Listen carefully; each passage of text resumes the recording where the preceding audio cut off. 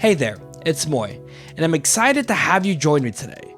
Cause in this video, we'll be diving into a comprehensive mobility and stretch routine tailored specifically for the hip. As massage therapists, enhancing our clients' mobility and relieving tension is key. Duh.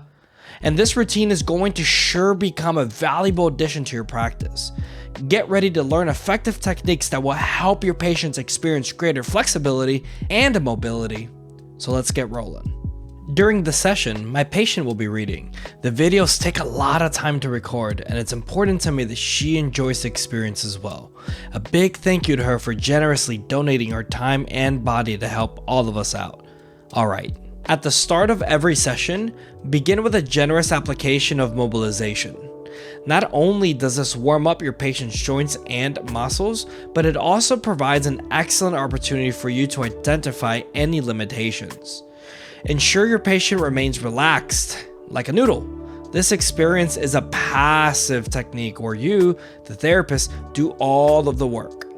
Support the leg with both arms at all times, with one hand just above the heel on the foot and the other under the gastroc for maximum stability. For a second variation, pivot the thumb to get your fingers out from under the leg and support it from the knee.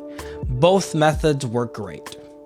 As we transition into our first stretch, let's gently flex the knee and the hip, aiming to bring the calf closer to the hamstring. Support the leg with both hands, placing one hand on top of the knee and the other on the ankle. For an added element, we can apply gentle downward pressure on the foot to engage the tibialis anterior muscle for a deeper stretch. Adjust the table height to ensure we have good leverage. It's important to note that everyone's flexibility varies, so let's proceed with care and attentiveness. For this next move, place the patient's foot on your shoulder or pec area and reach above the knee for support. Use your body weight to drive into the hip. This stretch can be very intense for some people and often noted for its effectiveness. If you notice a straight leg on the table starting to lift, this indicates stiffness in the hip flexors. To address this, reach down and anchor the leg to the table just above the knee. This will amplify the stretch and include a small hip flexor stretch for the straight leg. Slowly transition to a less intense stretch by placing your left arm on the shin and holding for a few moments. Always aim for a smooth and elegant way to transition from one move to the next. Now moving on to an adductor stretch. Support the leg at the ankle and allow the hip to fall naturally into abduction. Place the shin across your belt line to stabilize the leg. Before transitioning to a stationary stretch, sway your body back and forth to create a dynamic movement into the hip from this unique angle. Using your left hand, drive the knee down to amplify the stretch, anchoring the pelvis to the table at the ASIS with your other hand. Experiment with hand placement on the thigh to shift the stretch and create different sensations. Oh, and don't forget to knead some biscuits on the adductors for some more feel good. For a second variation that adds a layer of depth and intensity, you can place the foot directly on the belt line and thigh area. This secures the leg, providing full control and stability. Look, no hands. As before, drive your body weight into the hips. Apply pressure on the knee, hold the ASIS, and voila! Super easy, just like before.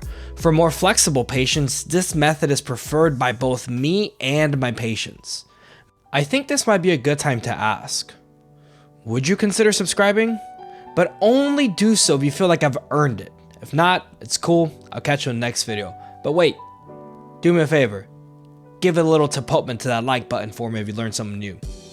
Subscribing is way easier than getting those tight muscles to cooperate.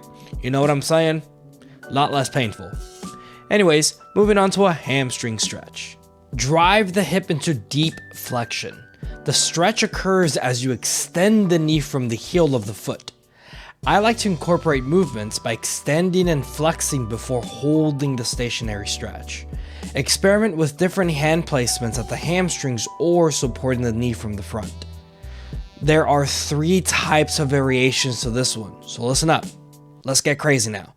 This next variation can be quite dynamic. Similar to before, from this deep hip flexion position, abduct the hip. Allow gravity to take over and let the leg naturally rest. You can support the leg from over or under the knee, your pick. Place your other hand on the foot, extend and flex the knee using the arms with the foot grip. Be certain to dorsiflex the foot to amplify the intensity of the stretch. Always maintain open communication with your patients about intensity. Don't wait until they tell you. Inquire beforehand and establish a baseline with them. And for the last variation, it's for the brave of hearts. Here's a shot of the other side for more clarity. The start position should look familiar. It's the beginning to the first variation. Release the hand at the hamstring, anchor the opposite leg to the table, and support the leg with the flex tip just below the calcaneus. It's basically a middle splits. This would be a good time to remind your patient that watching too much Netflix isn't particularly beneficial for their flexibility. Encourage them to stretch a bit during their favorite show. What better time to tell them during a middle split, right? Just kidding, don't do that.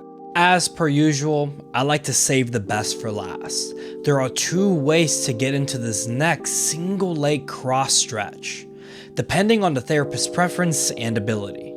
You can reach across the table, flex the hip and knee, and slowly bring it across their body.